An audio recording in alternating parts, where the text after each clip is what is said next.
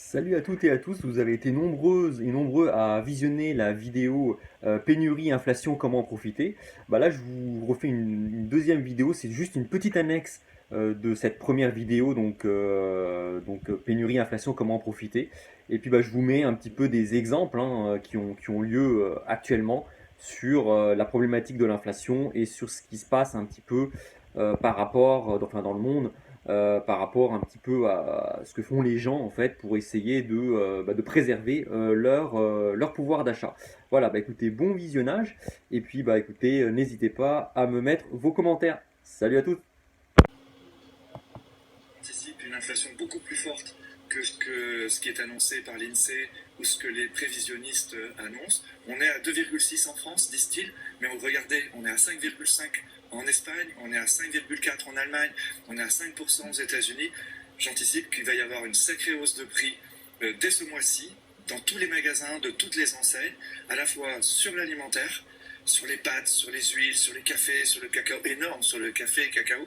Il va y avoir des hausses de prix sur le non alimentaire de tout ce qui venait avec la filière asiatique, le bricolage, les matériels de cuisson, la FI-son, stéréo, ça va impacter pour Noël.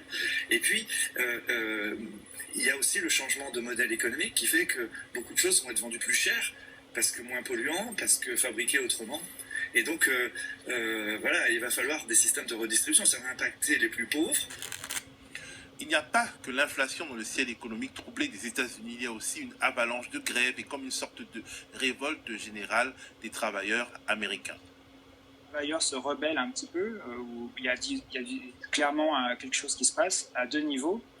Chez les gens qui ont un emploi et qui sont syndiqués, on voit de plus en plus de préavis de grève, parfois très durs, ou simplement de négociations avec le patronat pour obtenir des meilleures conditions.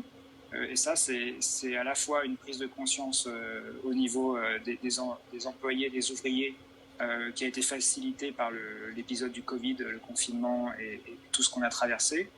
Mais c'est aussi la conjoncture économique qui permet, puisqu'il y a une pénurie de main-d'œuvre, qui donne plus de pouvoir aux salariés pour négocier et obtenir des hausses de salaire, des meilleures conditions.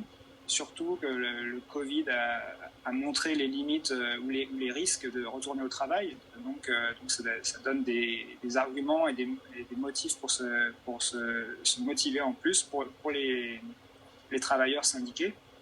Donc ça, c'est un premier aspect qui est vraiment le fruit du travail des syndicats.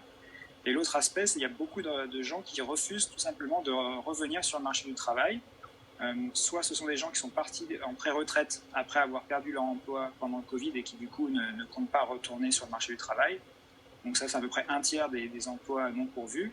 Et un autre tiers, c'est des gens qui n'ont pas envie de revenir sur le marché parce qu'ils se sont rendus compte pendant le Covid qu'ils n'avaient pas forcément besoin de leur travail, ou du moins qu'ils n'étaient pas prêts à sacrifier tout ce qu'ils avaient besoin de sacrifier pour avoir ces emplois.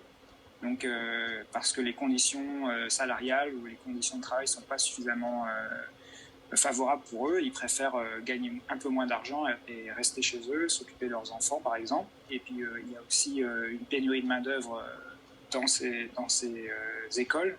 Et du coup, il y a moins de place en crèche que ce qui serait nécessaire. Et ça coûte très cher aux États-Unis puisque c'est pas ou très peu subventionné. Ça crée des tensions sur le marché du travail et ça donne plus de pouvoir de négociation aux salariés, ce qui est une bonne chose. On voit d'ailleurs que les salaires tendent à augmenter, surtout sur les bas salaires. Mais ça provoque aussi des pénuries de main-d'œuvre dans certains secteurs, en particulier tout ce qui touche au tourisme ou à la restauration et à la logistique, ce qui du coup se retransmet après dans l'inflation.